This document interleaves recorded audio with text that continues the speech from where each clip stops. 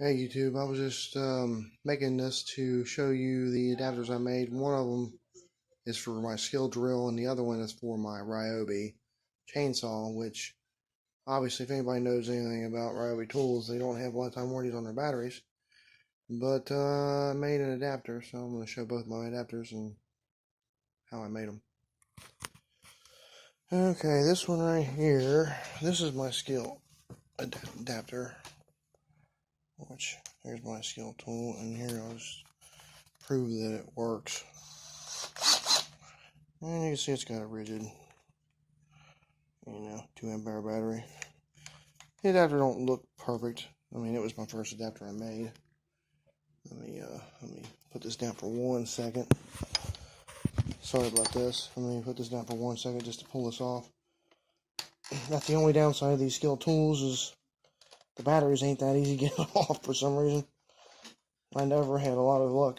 I've always had like my batteries hang up getting them off of these tools for some reason, and this one's no exception, but it works. So.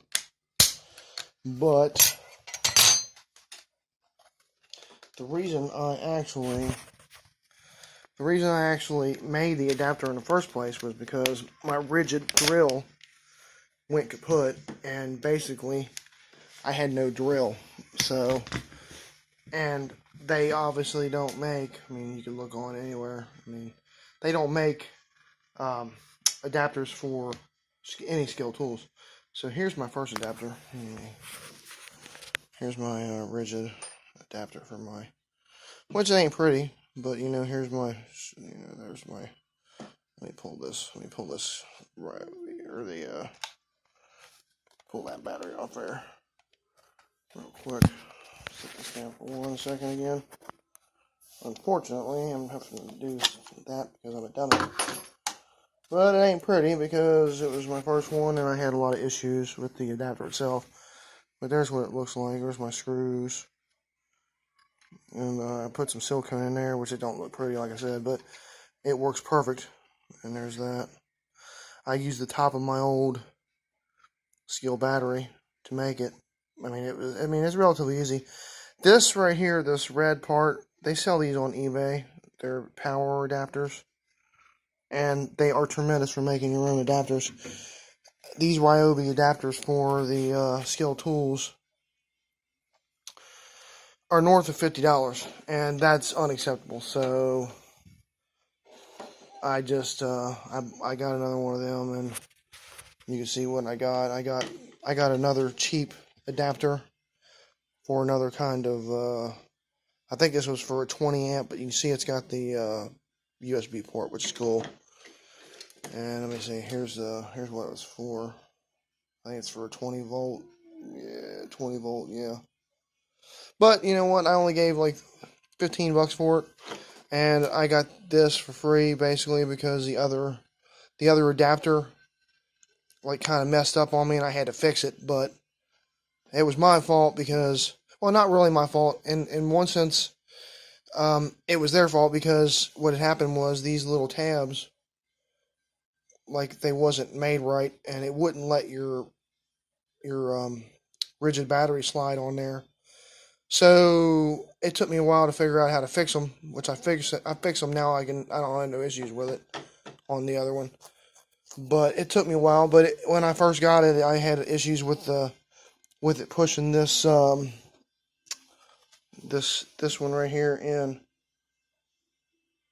which is why I put the silicone back there to keep it from backing out.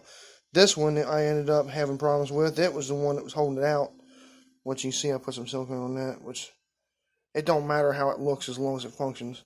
What I recessed these. I heated up the screws, and I recessed a couple of them in there, which I didn't have to, but it's my first adapter, and it don't matter what it looks like, as long as it works. But that's the Skil. This right here is the Ryobi adapter. What you can see, I got the screws going there, and screws going in there, which I'm just going to grind those down with my grinder, which is going to like mess up the red, but it don't really matter, like I said, as long as it functions. it doesn't particularly matter how it works. I drilled these out so I could put the case back together. You can see the bone holes. Let me see if I can get them lined up so you can see through where they go. Yeah, there you go. See, I can get the screws down in there, and I can use my driver to screw them in. I'm gonna have to do a couple more screw or drill holes in the front to be able to put these front 2 screws in, which is right there. But the only thing I got to do now, which this is just a tutorial how to do it. It's not hard to do. Anybody with mechanical ability should be able to do this, and soldering ability. But basically, the only thing I'm going to do, which the only thing I don't like is these wires are a lot smaller diameter, but that's not going to hurt anything. I mean, okay, that's cool. But the only thing I'm going to do is I'm just going to add some solder to these leads, and I'm just going to solder these wires to it. I got to trim them down, and once I do that, it shouldn't be no big deal. It should be an easy thing, but I shouldn't have no issue.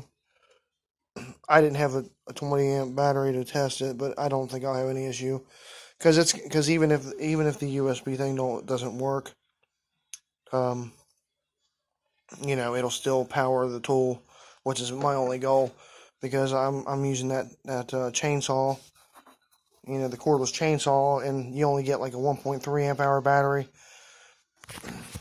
which is absolutely ridiculous. I mean, it's not like you're I mean, like, basically you cut 2 or 3 big logs and your battery's, you know, your battery's done.